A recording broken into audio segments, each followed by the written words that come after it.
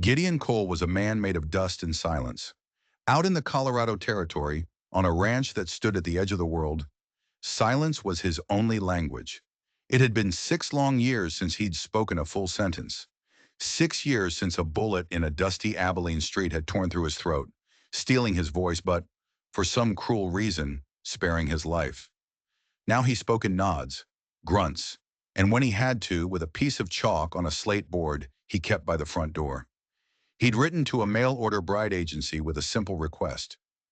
Young, gentle, no past. He wasn't looking for love. He was looking for peace. For a sound in the house that wasn't the wind howling like a ghost. He wanted someone untouched by the world's ugliness. Someone who wouldn't flinch at the jagged scar beneath his jaw. So when the stagecoach kicked up a cloud on the horizon, Gideon felt a knot tighten in his gut. He stood on his porch, arms crossed, a statue carved from weathered wood, and watched it roll to a stop. The driver tipped his hat. Got a delivery for a Mr. Gideon Cole. Gideon gave a sharp nod. The coach door creaked open, and the woman who stepped out was not the girl he had imagined. Not even close. She wore a black dress, worn thin, and faded by too much sun and sorrow. Her face was pale, her eyes red-rimmed, not from the road dust, but from crying. She clutched a battered leather satchel to her chest like it was the only thing holding her together. She looked up at him, just for a second, and in that second, he saw it all. Grief. A story already written, full of pages he never wanted to read. This was no innocent girl. This was a widow. His shoulders stiffened. He took a half step back. This was a mistake, a terrible mistake. He'd asked for calm, and the world had sent him a storm. The woman's voice was barely a whisper, trembling on the wind that swept between them. If I am not what you expected, I can go back. She didn't plead. She just waited, her knuckles white around the handle of her bag. Gideon stared at her, at the cracked leather of her shoes, at the way her hands shook. She was broken, just like him. He wasn't what she wanted either. No woman dreamed of a husband who couldn't speak her name. She was not what he wanted. But maybe she was what he deserved. Without a sound, he stepped aside and pointed a calloused finger toward the open door of his silent house. Her name was Lenora Hayes, and she had learned how to make herself small. In her first marriage, being small and quiet had been about survival. Her husband had a temper like a cornered snake, and his fists flew faster than his words. He died when a wild horse threw him against a barn wall. A quick, violent end to a quick, violent man. In her second marriage, silence had been about shame. The man was kind but unlucky, gunned down on a trade road for reasons no one could explain. The sheriff called it bandits. His family called her a curse. Black Widow, they whispered behind her back. 2 husbands in the ground before she was 25. By the time she answered Gideon's letter, her reputation was a ghost that followed her everywhere. She wasn't looking for a husband. She was looking for a hiding place. And this ranch, this silent, lonely place, felt like the end of the world. It was perfect. The first few days were a quiet dance. Gideon would leave chalk notes on the slate. Water's in the barrel, food's on the table. I ride out at dawn. His handwriting was sharp, jagged, like the man himself. She never saw him look at her directly, but she felt his eyes on her when she wasn't looking. She learned the language of his ranch, the creak of the floorboards that meant he was awake, the distant clang of a hammer that meant he was mending a fence, the heavy thud of his boots on the porch at dusk. He never knocked on her bedroom door. He never tried to touch her. On the third night, a cold wind rattled the windows. She found a bowl of hot soup left on a chair outside her room. No note, no sound, just the steam curling up like a silent question. She picked it up, her hands trembling. He hadn't asked about her past. He hadn't judged the sadness in her eyes.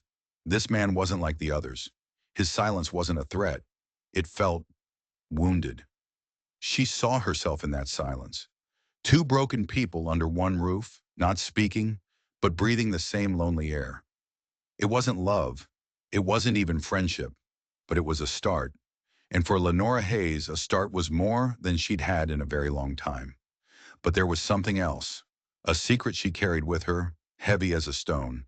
Inside the battered leather satchel she never let out of her sight was a small, locked wooden box. At night, she would take it out, run her fingers over the smooth, dark wood. She didn't have the key. Her second husband, Thomas, had promised to send it, a promise he never got to keep. He'd told her what was inside was their future, their protection. "If anything happens to me," he'd whispered the night before he died, "don't let them find this box." Them was his own family. Gideon noticed the box. He noticed how she guarded the satchel, how her eyes would dart to it if he came too close. A man who lives in silence learns to see everything. One afternoon, while she was hanging laundry, he walked into her room. The satchel was on her bed. He didn't touch it. He just stood there, looking at it. He knew what secrets looked like. His own house was full of them. There was a room at the back of the house, its door bolted shut from the outside. She had asked about it once, pointing. He had just shaken his head, his expression turning to stone, and walked away. That night, he left a new message on the slate. It wasn't about chores, it was just one word. Why? Lenora saw it and her blood ran cold. He knew she was hiding something. She took a piece of chalk, her hands shaking so badly the letters were nearly illegible. Protection. He read her reply, his jaw tight. Then he did something that surprised her. He picked up his own piece of chalk and drew a crude picture of a key next to her word. She stared at it, then back at him, her eyes wide with a terrifying question. How could he possibly know about the key? He just erased the board and walked out into the night, leaving her alone with the silence and the terrible gnawing fear that she hadn't escaped her past at all. She had just led it to a new door. The next morning, Lenora found a small, rusty key sitting on the kitchen table. It wasn't the key to her box. She knew that instantly. It was older, more ornate. She looked at Gideon, who was watching her from the doorway, his face impossible to read. He pointed at the key, then he pointed toward the back of the house, toward the bolted room. Her heart pounded in her chest. Was this a test? A warning? He was offering her a secret for a secret. He wanted to know what was in her box, and he was willing to show her what was behind his locked door. She picked up the key. It was cold and heavy in her palm. She walked down the short, dark hallway, Gideon following a few feet behind. The bolt on the door was thick with rust. He slid it back with a loud groan of protesting metal. Lenora put the key in the lock. It turned with a dusty click. She pushed the door open and stepped inside.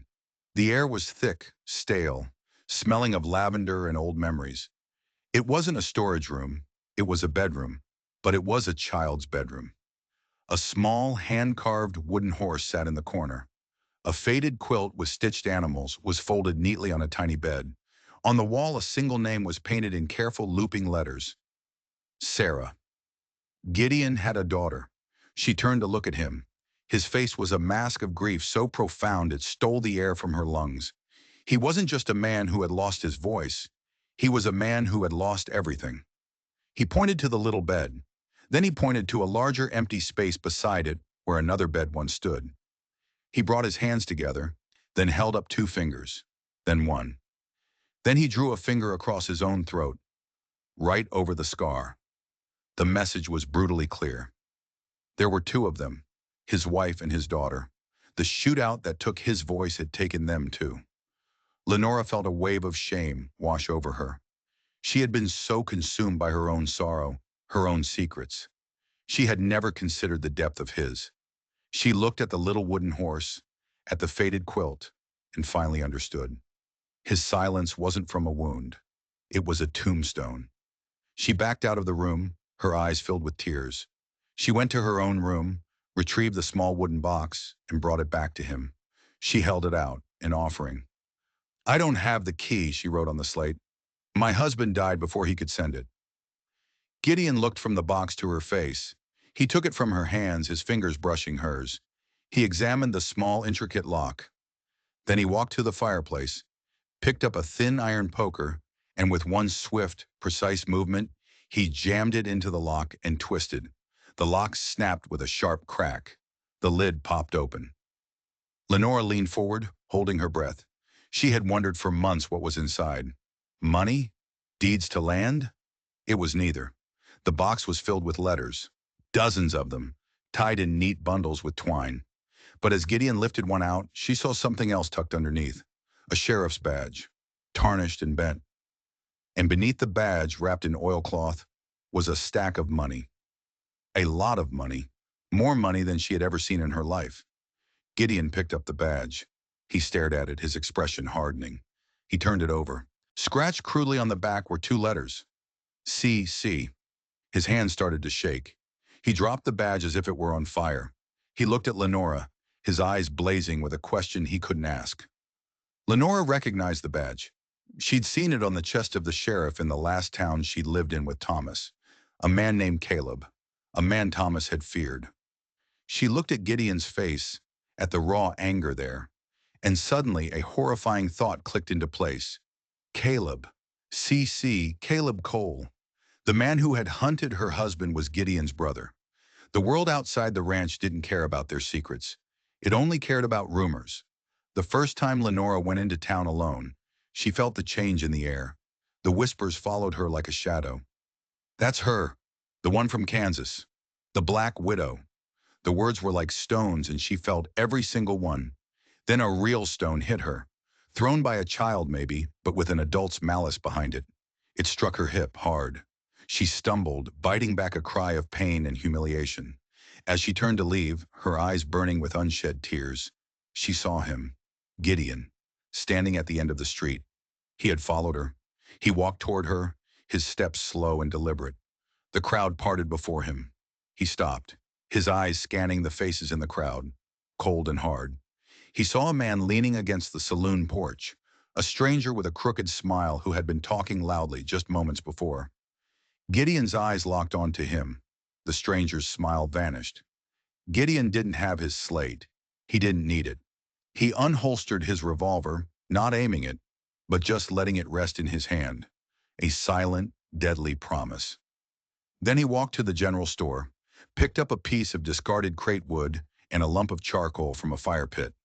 He scrawled one word in thick black letters. Enough.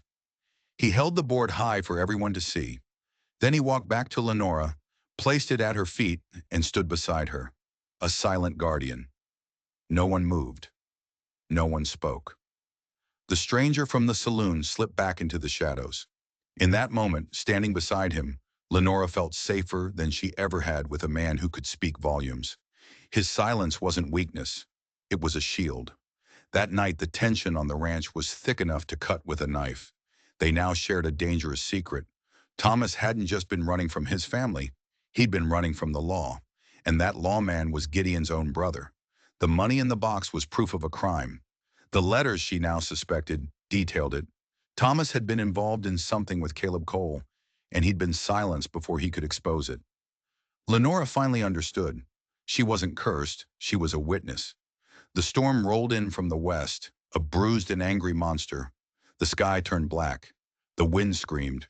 Gideon moved with a frantic urgency, securing the barn, latching the gates. He pointed for Lenora to stay in the house. But then the thunder cracked like a cannon shot, and the horses in the barn began to scream in terror. Gideon ran into the storm. Lenora grabbed a lantern and ran right after him. Inside the barn, it was chaos. A stallion reared, kicking at its stall, its eyes rolling white. Gideon moved among the terrified animals, a silent, soaked figure, trying to calm a storm he couldn't speak to. He was losing. Lenora knew what she had to do.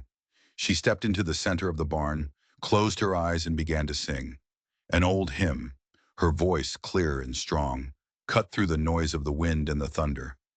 Rock of ages, cleft for me. The melody wrapped around the panicked animals. The stallion stilled, its ears twitching toward the sound. One by one, the horses grew quiet, soothed by her voice. Gideon stopped. He turned slowly and stared at her. She stood there, drenched and glowing in the lantern light, her voice a beacon in the tempest. And Gideon Cole, the man who hadn't shed a tear in 6 years, felt something break inside him. Tears streamed down his face, mixing with the rain on his cheeks. He leaned against a stall, his body shaking with silent, ragged sobs. He wasn't just crying for the past. He was crying because, in the middle of the storm, this woman had shown him there was still something in the world that wasn't broken. When her song ended, the silence that followed was different. It wasn't empty. It was full. But just as she opened her eyes to look at him, a flash of lightning illuminated the barn doorway. A man stood there, the stranger from the saloon. He held a rifle in his hands and his crooked smile was back. "That's a real pretty voice you got there, ma'am," he said, the rain dripping from the brim of his hat. "The sheriff will be real pleased to know I found you." Gideon moved so fast he was a blur. Before the stranger could raise his rifle, Gideon launched himself across the barn, tackling the man and sending them both crashing into the mud outside. The rifle clattered away into the darkness. Lenora screamed. She could hear the sickening thud of fists on flesh, the grunts of two men fighting for their lives in the storm. She grabbed the heaviest tool she could find, a pitchfork, and ran out into the rain. Lightning flashed again, revealing a brutal scene. Gideon was on top, his hands locked around the stranger's throat. The man was clawing at Gideon's face, his eyes wide with panic. "Gideon, stop!" Lenora cried. He didn't hear her, or he didn't care. The silent man was gone, replaced by a warrior fueled by years of pent-up rage. He was going to kill him. Suddenly, another figure emerged from the darkness. A second man. He swung a heavy wooden plank, catching Gideon square in the back of the head. Gideon crumpled to the ground unconscious. Lenora didn't hesitate. She lunged forward screaming and drove the pitchfork toward the second attacker. He dodged, but one of the tines caught his arm, ripping through his sleeve and flesh. He howled in pain and stumbled back. The first man, the stranger, scrambled to his feet, gasping for air. He looked from Lenora and her makeshift weapon to Gideon's still form in the mud. He grabbed his injured partner. "Forget it! She ain't worth dying for," he snarled. "We tell the sheriff where she is. Let him handle his own family." And with that, they vanished back into the storm. Lenora dropped the pitchfork and scrambled to Gideon's side. She rolled him over. His face was bruised, and there was a nasty gash on the back of his head, already bleeding into the mud. She dragged him, step by agonizing step, out of the rain and back into the house. She cleaned his wounds. She stitched the gash on his head with trembling fingers. She sat by his bed all night, watching his chest rise and fall, praying to a God she wasn't sure she believed in anymore. He had almost killed a man for her. He had taken a blow that could have killed him for her. The lines had been drawn. This ranch was no longer a hiding place. It was a battleground, and the war was coming for them. Gideon woke up 2 days later. His head throbbed, and his vision swam. The first thing he saw was Lenora's face, pale with exhaustion, her eyes full of worry. She helped him sit up, giving him a sip of water. He looked around the room, then his eyes locked on hers, a silent question in them. She understood. She brought him the slate board. "They're gone," she wrote, "but they know. They're going to your brother." Gideon's jaw clenched. He took the chalk from her, his hand unsteady. He didn't write. He drew. He drew a map, a crude sketch of their ranch, the creek, and the single road leading to town. Then he drew a circle around a cluster of rocks up on the ridge overlooking the road. He drew a stick figure in the circle, holding a rifle. Then he drew an arrow pointing from the town toward the ranch, and next to the arrow, he drew 6 stick figures. One was bigger than the others. He was showing her how they would come, and how he planned to meet them. Alone. Lenora shook her head, her eyes wide with fear. "No, it's suicide." He took the chalk again and wrote 2 words. "My fight." "Our fight," she wrote back, underlining the words so hard the chalk snapped in her hand. She then went to the wooden box and took out the bundle of letters. She spent the next hour reading them. Her face grew paler with every page.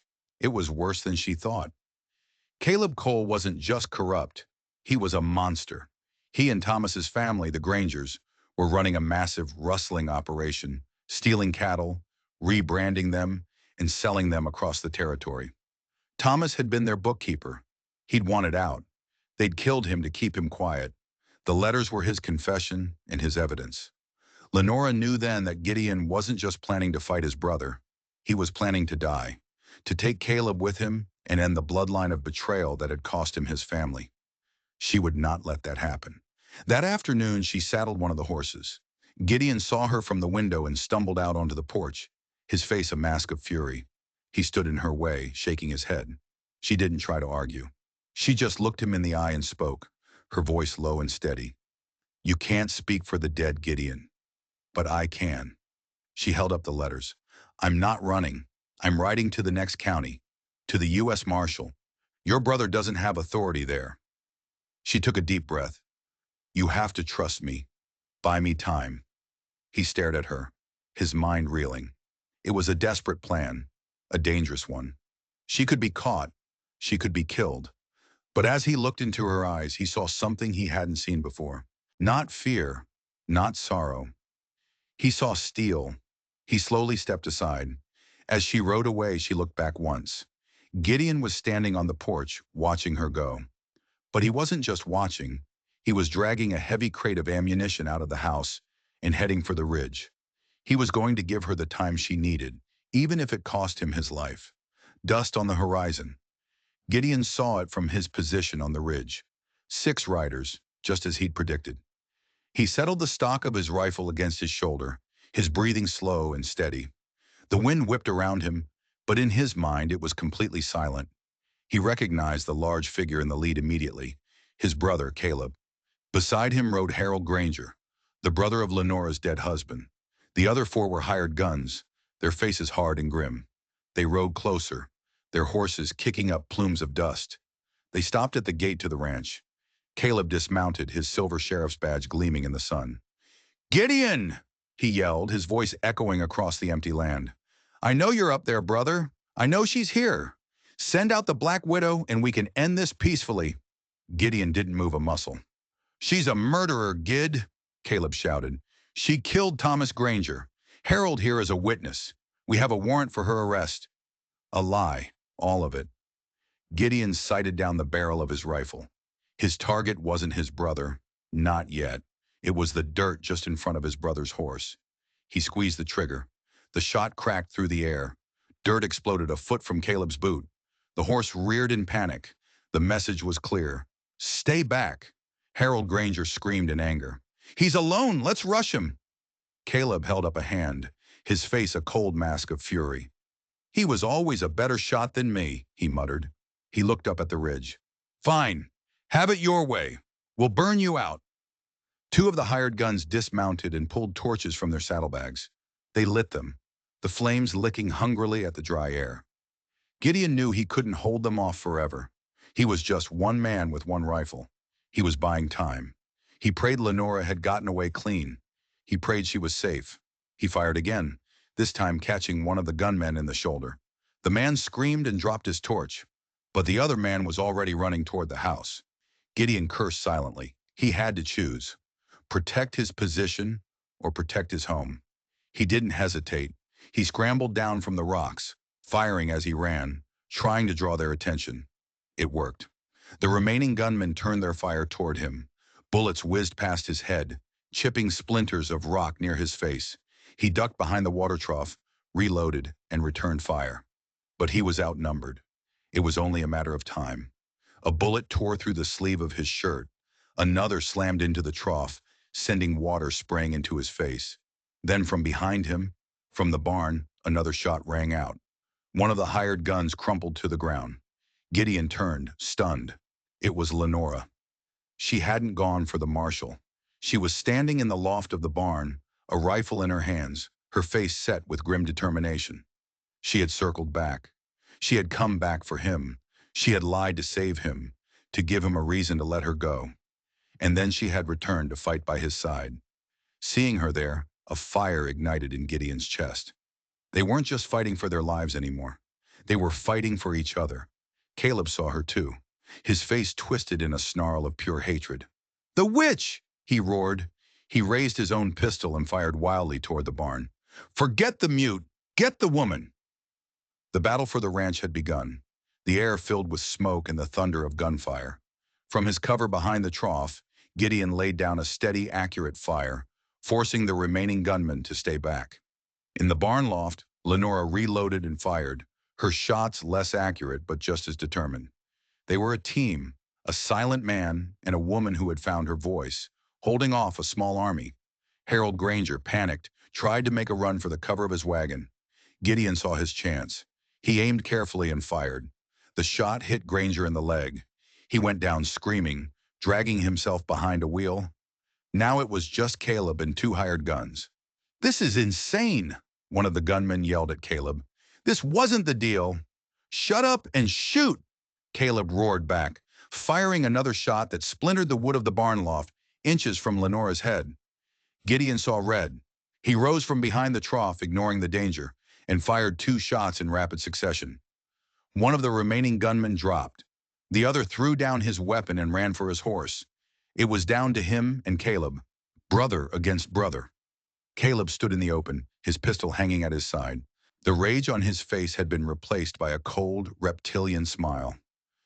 "Just like old times, eh, Gid?" he called out. "Except Mama and Sarah aren't here to get in the way this time." The words hit Gideon harder than any bullet. He remembered that day, the shootout in Abilene. It wasn't a random robbery. Caleb had set it up. He'd been in debt, tried to rob a payroll wagon, and Gideon, then a deputy, had tried to stop him. Their wives and Gideon's daughter, Sarah, had been caught in the crossfire. Caleb's bullet had been the one that struck Gideon's wife. Gideon's own stray shot had hit the lantern that started the fire, and the bullet that took Gideon's voice had come from his own brother's gun. Caleb had let him live, but he had killed everything that mattered. Gideon stood up, his rifle empty. He dropped it in the dust. He drew his revolver. This had to end. Here. Now. He started walking toward his brother. Caleb laughed, a harsh, ugly sound. "Still can't say a word, can you? You were always the weak one." He raised his pistol. Gideon raised his. From the barn, Lenora screamed, "No!" Both men fired. A flash, a deafening crack. Gideon felt a fiery pain sear through his side. He stumbled, falling to one knee. His vision blurred. He looked up.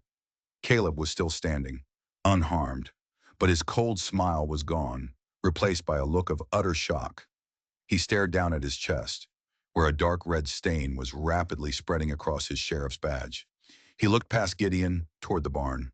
Lenora stood there, the rifle still smoking in her hands. She had fired the final shot. Caleb swayed on his feet, his eyes wide with disbelief. He tried to speak, but only a bloody gurgle came out. He took one step, then another, and then collapsed face first into the dirt. Silence descended upon the ranch. The smell of gunpowder hung heavy in the air. Lenora dropped the rifle and ran from the barn, her feet flying across the yard. She fell to her knees beside Gideon, her hands fluttering over his wound. "Gideon!" she sobbed, tears streaming down her face, washing away the dust and grime. He was bleeding, badly. She pressed her hands to the wound, trying to stop the flow. He reached up, his hand trembling, and touched her cheek. His eyes were clear. He looked at her, at the woman who had come back for him, who had fought for him, who had saved him. His lips parted. A rough, strangled sound came from his throat, a sound of rust and disuse.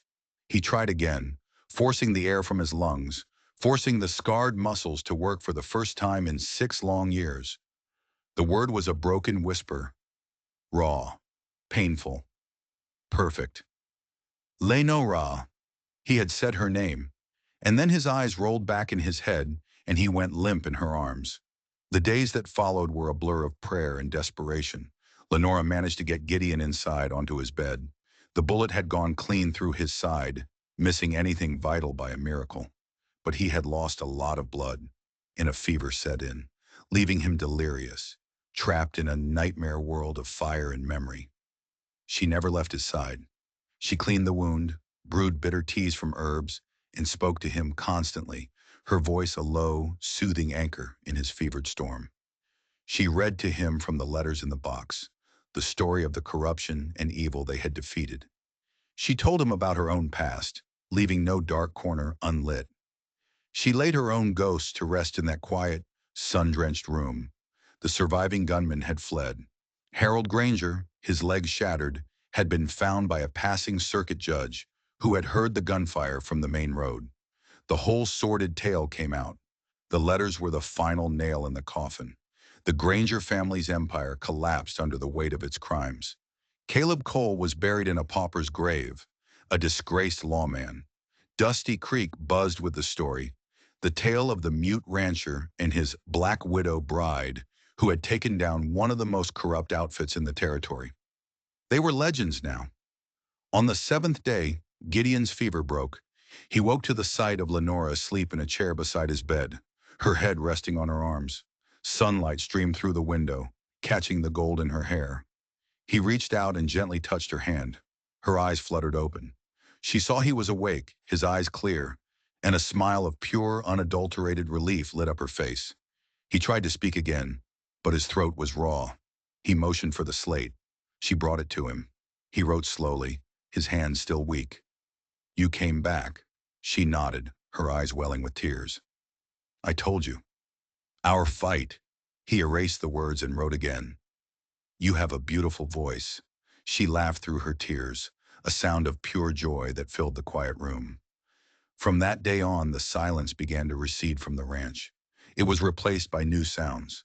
Lenora's singing as she worked, the low murmur of her voice as she read to Gideon in the evenings, and slowly, painstakingly, the sound of Gideon's own voice returning. It was a rough, gravelly thing, a shadow of what it once was, but it was his. He spoke in short sentences at first, each word an effort, but each day it grew stronger. He told her about Sarah, about his first wife, Mary. He spoke of the guilt that had kept him silent, the belief that he didn't deserve to speak when they were gone. She listened and she understood, and she healed him just as he had healed her. One evening, months later, they sat together on the porch steps, watching the sunset, painting the sky in fiery strokes of orange and purple. A blanket was draped over their shoulders. Her head rested on his shoulder, his arm was wrapped tight around her. The ranch was no longer a hiding place or a battleground.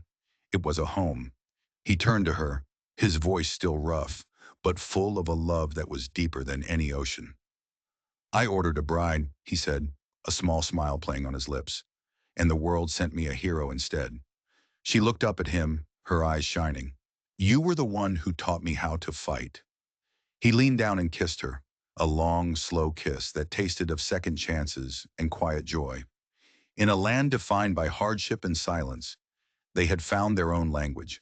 It wasn't spoken in words, but in shared glances, gentle touches, in the steady, unwavering beat of two broken hearts that had finally, against all odds, become whole. If this story of a love that broke through silence resonated with you, hit that like button to show your support. Make sure to subscribe and ring that notification bell for more tales from the Wild West, where courage speaks louder than words. We've got a whole frontier of stories waiting for you, and you won't want to miss a single one. Until next time, remember that even in the quietest places, the heart can find its voice. Ride safe.